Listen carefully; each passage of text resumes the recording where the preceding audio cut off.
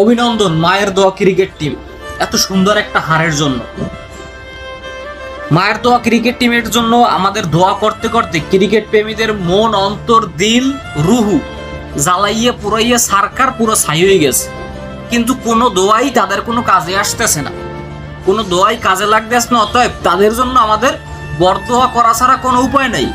এই নাজমুল হোসেন শান্ত লর্ড সে যাতে ইনজুরিতে পড়ে আপনারা দোয়া করবেন, দোয়া করবেন লিটন দাস যেন বড় ধরনের কোনো ইনজুরিতে পড়ে, দোয়া করবেন সম্মু সরকার যেন ইনজুরির জ্বালায় আর কোনোদিন জাতীয় দলে নাই ফিরতে পারে।